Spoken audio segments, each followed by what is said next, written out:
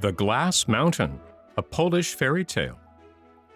Once upon a time there was a glass mountain at the top of which stood a castle made of pure gold, and in front of the castle there grew an apple tree, on which there were golden apples. Anyone who picked an apple gained admittance into the golden castle, and there in a silver room sat an enchanted princess of surprising fairness and beauty. She was as rich, too, as she was beautiful, for the cellars of the castle were full of precious stones, and great chests of the finest gold stood round the walls of all the rooms. Many knights had come from afar to try their luck, but it was in vain that they attempted to climb the mountain. In spite of having their horses shod with sharp nails, no one managed to get more than halfway up, and then they all fell back right down to the bottom of the steep, slippery hill. Sometimes they broke an arm, sometimes a leg, and many a brave man had broken his neck even. The beautiful princess sat at her window and watched the bold knights trying to reach her on their splendid horses. The sight of her always gave men fresh courage, and they flocked from the 4 quarters of the globe to attempt the work of rescuing her, but all in vain. And for 7 years the princess had sat now and waited for someone to scale the glass mountain. A heap of corpses, both of riders and horses, lay round the mountain, and many dying men lay groaning there, unable to go any farther with their wounded limbs. The whole neighborhood had the appearance of a vast churchyard. In 3 more days the 7 years would be at an end, when a knight in golden armor and mounted on a spirited steed was seen making his way towards the fatal hill. Sticking his spurs into his horse, he made a rush at the mountain and got up halfway.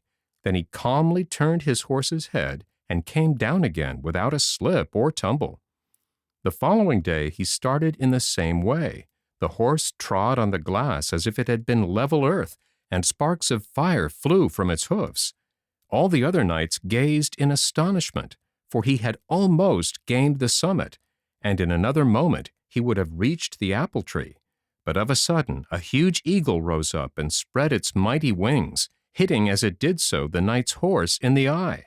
The beast shied, opened its wide nostrils, and tossed its mane. Then, rearing high up in the air, its hind feet slipped, and it fell with its rider down the steep mountainside. Nothing was left of either of them except their bones, which rattled in the battered golden armor like dry peas in a pod. And now there was only 1 more day before the close of the 7 years. Then there arrived on the scene a mere schoolboy, a merry, happy-hearted youth, but at the same time strong and well-grown. He saw how many knights had broken their necks in vain, but undaunted, he approached the steep mountain on foot and began the ascent. For long he had heard his parents speak of the beautiful princess who sat in the golden castle at the top of the glass mountain. He listened to all he heard and determined that he too would try his luck.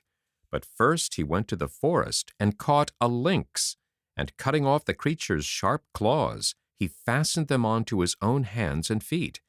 Armed with these weapons, he boldly started up the glass mountain.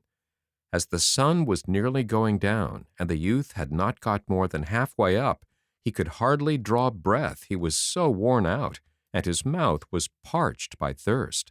A huge black cloud passed over his head, but in vain did he beg and beseech her to let a drop of water fall on him. He opened his mouth, but the black cloud sailed past, and not as much as a drop of dew moistened his dry lips. His feet were torn and bleeding, and he could only hold on now with his hands. Evening closed in, and he strained his eyes to see if he could behold the top of the mountain. Then he gazed beneath him, and what a sight met his eyes! A yawning abyss, with certain and terrible death at the bottom, reeking with half-decayed bodies of horses and riders. And this had been the end of all the other brave men who, like himself, had attempted the ascent. It was almost pitch dark now, and only the stars lit up the glass mountain. The poor boy still clung on, as if glued to the glass by his blood-stained hands. He made no struggle to get higher, for all his strength had left him, and seeing no hope, he calmly awaited death. Then all of a sudden he fell into a deep sleep, and forgetful of his dangerous position, he slumbered sweetly. But all the same, although he slept, he had stuck his sharp claws so firmly into the glass that he was quite safe not to fall. Now the golden apple tree was guarded by the eagle, which had overthrown the golden knight and his horse. Every night it flew round the glass mountain, keeping a careful lookout, and no sooner had the moon emerged from the clouds than the bird rose up from the apple tree, and circling around in the air, caught sight of the sleeping youth. Greedy for carrion, and sure that this must be a fresh corpse, the bird swooped down upon the boy. But he was awake now, and perceiving the eagle, he determined by its help to save himself. The eagle dug its sharp claws into the tender flesh of the youth, but he bore the pain without a sound, and seized the bird's 2 feet with his hands. The creature, in terror, lifted him high up into the air, and began to circle around the tower of the castle. The youth held on bravely. He saw the glittering palace, which by the pale rays of the moon looked like a dim lamp, and he saw the high windows, and round one of them a balcony in which the beautiful princess sat lost in sad thoughts. Then the boy saw that he was close to the apple tree, and drawing a small knife from his belt, he cut off both the eagle's feet. The bird rose up in the air in its agony and vanished into the clouds, and the youth fell onto the broad branches of the apple tree. Then he drew out the claws of the eagle's feet that had remained in his flesh, and put the peel of one of the golden apples on the wound, and in one moment it was healed and well again. He pulled several of the beautiful apples and put them in his pocket. Then he entered the castle. The door was guarded by a great dragon, but as soon as he threw an apple at it, the beast vanished. At the same moment a gate opened, and the youth perceived a courtyard full of flowers and beautiful trees, and on a balcony sat the lovely enchanted princess with her retinue. As soon as she saw the youth, she ran towards him and greeted him as her husband and master. She gave him all her treasures, and the youth became a rich and mighty ruler. But he never returned to the earth, for only the mighty eagle, who had been the guardian of the princess and of the castle, could have carried on his wings the enormous treasure down to the world. But as the eagle had lost its feet, it died, and its body was found in a wood on the glass mountain.